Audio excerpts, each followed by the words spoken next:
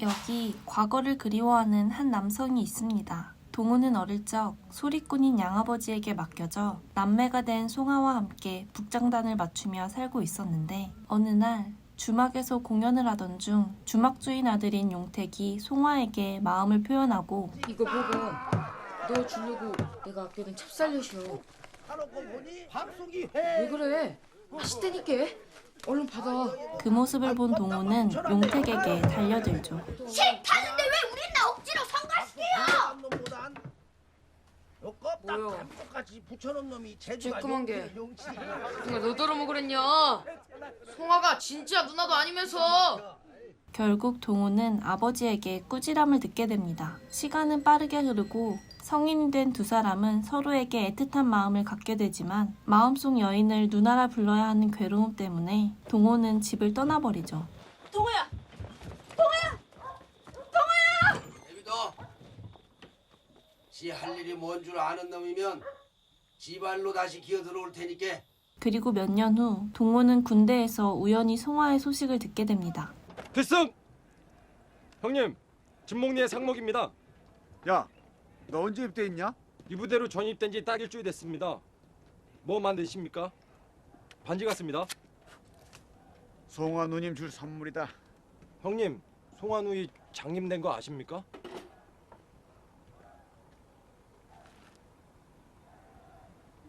눈이 먼 송화가 걱정돼 과거에 살던 집을 찾아가지만 아니 이게 누구라냐? 동호 아니야? 군대 갔다 왔는갑네? 안녕하세요. 식구들이 많이 늘었네요.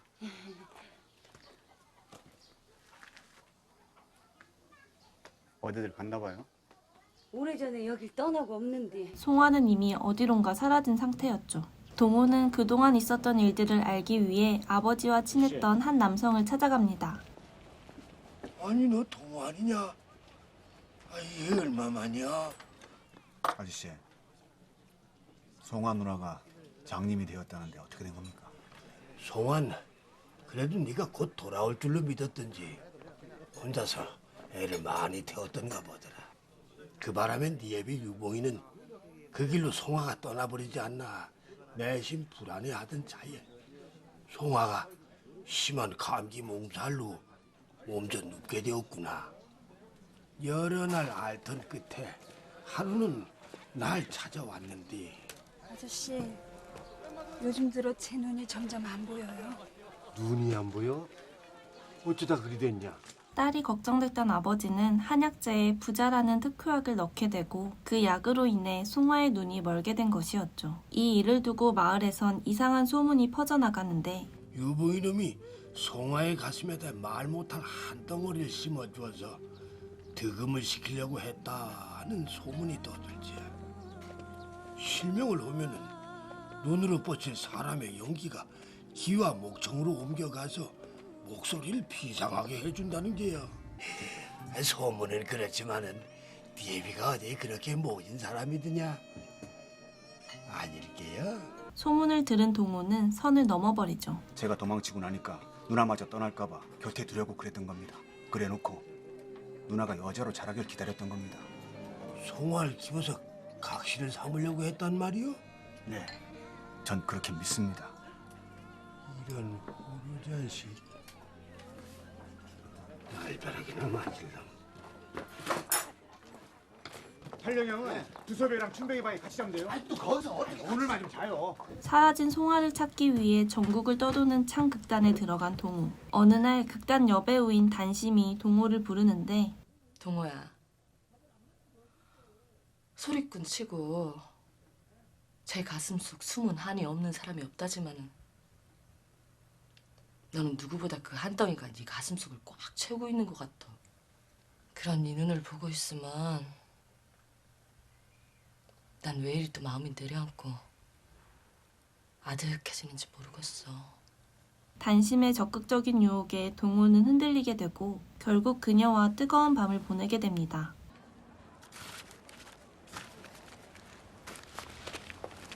내가 새콤한 사과 같은 거 먹고 싶댔지. 언제 이따위 엿 먹고 싶댔어?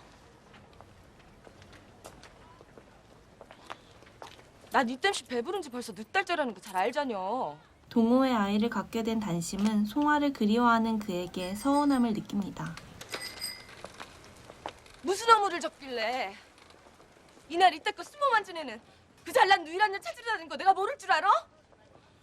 누님인지 눌림인지 피도 섞이지 않았다면서 그놈의 잘난 봉사가시나가 그래 네 새끼 맨일보다 소중하단 말이야? 그녀의 외침에도 송화를 찾으러 버스에 오르고 양아버지가 묻혀 있다는 장소에 도착하는데 그곳엔 자신이 그토록 만나고 싶었던 송화가 있었죠. 이거 내가 탄피로 만든 반지야. 누나 주려고 오랫동안 간직하고 있었네. 자주 닦아주지 않으면 녹이 슬어. 그녀와 함께하고 싶었지만 자신의 아이를 가진 단심이 있었기에 그녀를 위해 만든 반지를 주며 헤어지게 됩니다. 다음 날 송화는 미도 극단원들을 위해 공연을 하게 되는데 송아라고 합니다. 심청가 중에서 뺑덕어미 행실 대목을 부르겠습니다. 쌀 퍼주고 떡 싸먹고 태평양 창극당 고수로 있는 최동호라고 하시오. 극단원들 중 한 명이 말을 겁니다. 오매불망 누이 그리워 사는 동생 있잖소. 동호를 어찌하시는지요? 나도 한때는 그 극단 밥 먹었어. 그 소식 들었는가 모르겠는데 동호는 태평양 극단 홍단심이랑 여배우랑 동거를 하는데 이미 애까지 낳았다 들었어. 동호의 소식을 듣게 된 송화. 아이까지 있었다는 소식에 충격을 받게 됩니다. 한편 동호는 자식을 키우는데 열중하고 있었고 가난한 극단의 후원자가 되어주겠다는 남자가 나타납니다. 송내면장 조일영입니다. 내가 오늘 명창님을 찾아뵙게 된 것은 내 가친께서 칠순을 맞이하시어 고희연을 치르고자 하는데 아버님께서 꼭 조명창을 모셔다 소리를 듣고자 하십니다. 응해 주신다면은 사례는 물론 아버님을 위해서라도 그다지 서운치 않게 해드릴 생각이니 그 점 염려 놓으시고요. 후원자의 정체는 일제 때 돈을 많이 벌어들인 친일파였는데 아내와 아들을 위해 돈을 벌어야 했기에 동호는 후원자의 잔치에 따라가게 되죠. 그리고 그곳에서 운명처럼 송화와 다시 만나게 됩니다. 마저 떨어지니 황계화선 20척 그 확보승기전과 떼떼나 발소리. 북소리를 듣고 동호가 있다는 걸 알아챈 송화. 누나, 나 동호야. 알고 있다. 내 북장단이랑 취임새 듣고 내가 온 걸 알았어.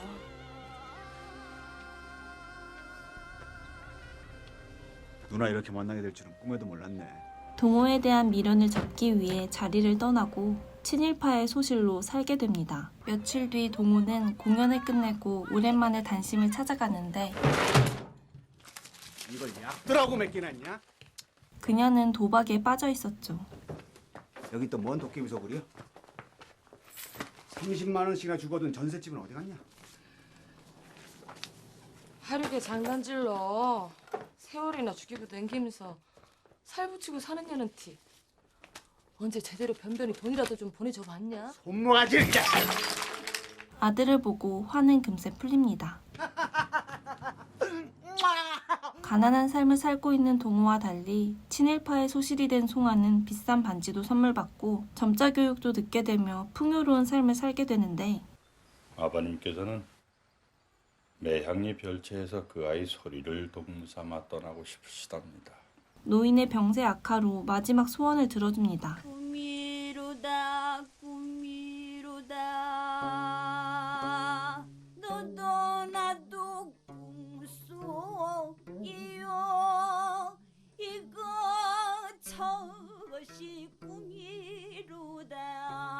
노래를 들은 노인은 숨을 거두고 송화는 그 집을 떠나 다시 가난한 삶으로 되돌아가죠.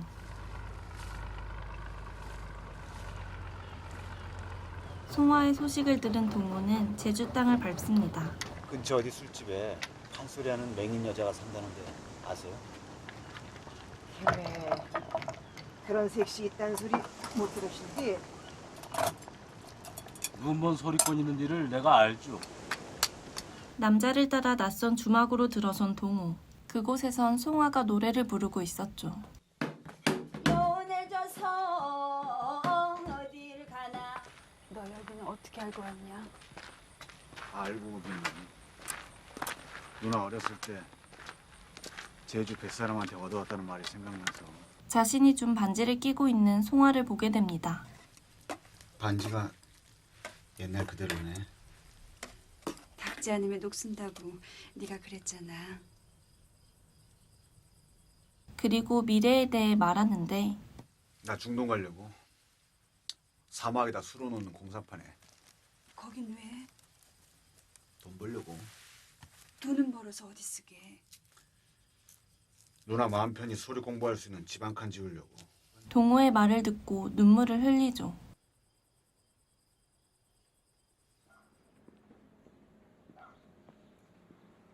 중동 생활을 마치고 돌아온 동호. 단심은 여전히 도박에 빠져 있었고 상관 말고 배 돌려.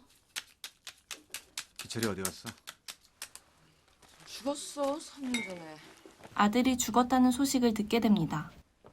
하도 귀찮게 했었길래 밖에 나가 아이스크림 좀 사 먹으라고 내보냈더니 하필이면 지나가는 차에.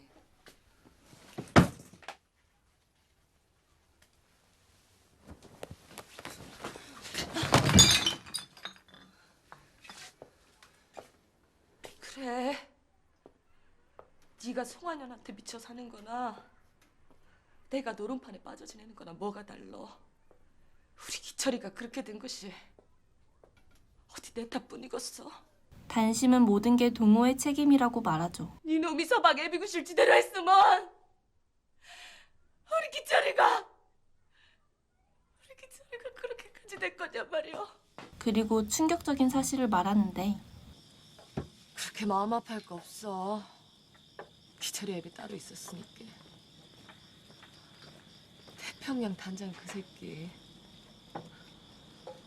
알고 있었어. 사실 동호는 기철이 자신의 아들이 아닌 걸 알고 있었지만 아버지가 없는 삶이 얼마나 힘든 것인 줄 알기에 가슴속에 품고 살았던 것이었죠. 소리 여는 사람들이 하도 천대받는 세상이 되고 본게 자식놈도 애비를 싫어하고 인양반 말년엔 여기 숨어 살았네 그리야. 스승의 장례식을 찾은 동호. 그곳에서 우연히 송화의 소식을 듣게 됩니다. 한 1년 전이든가 네 누이 송화 그 진도 어디 외진 섬 술집에서 일한다는 소리를 들었는데 혹시 알고 있어?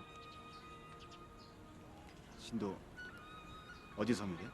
수소문 끝에 송화가 살던 곳을 찾아내지만 맨몸으로 나간 건지 죽었는지 살았는지 행방불명 상태요.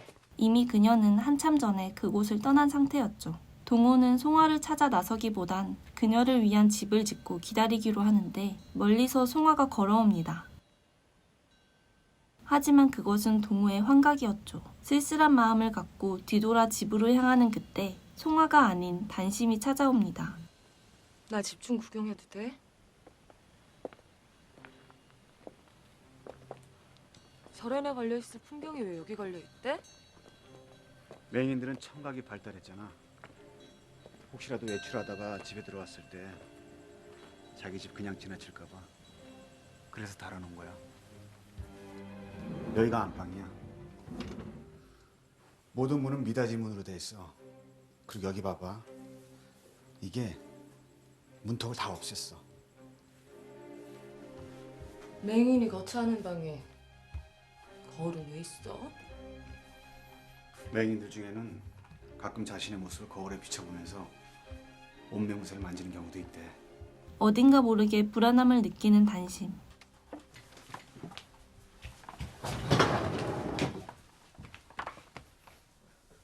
그녀는 정신병원에서 뛰쳐나온 환자였고 동호는 그녀의 정신병을 수발하기 위해 송아와 같이 살집을 팔게 되지만 결국 그녀는 자살로 생을 마감합니다. 모든 것을 잃고 고향을 찾은 동호.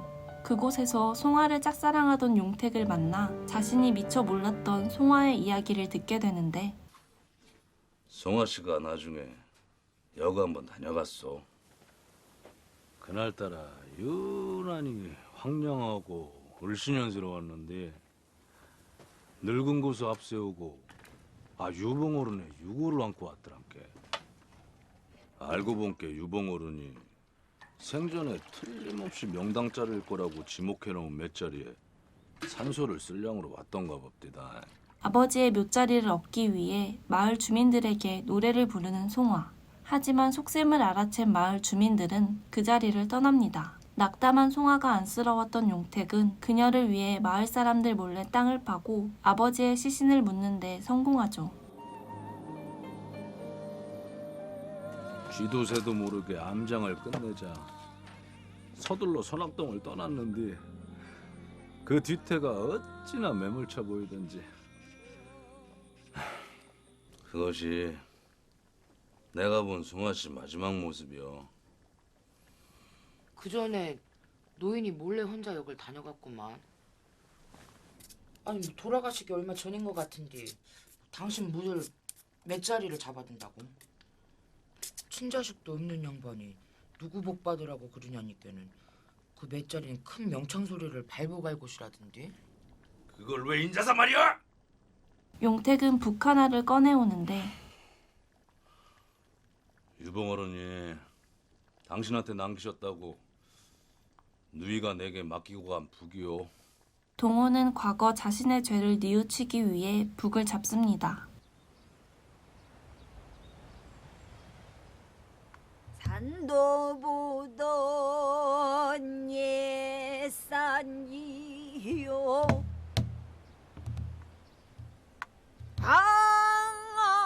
할렐루야 잘 있더냐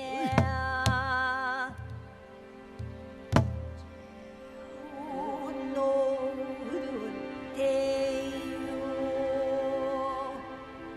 2007년 개봉한 임권택 감독, 도재현, 오정혜 주연의 영화 천년학이었습니다.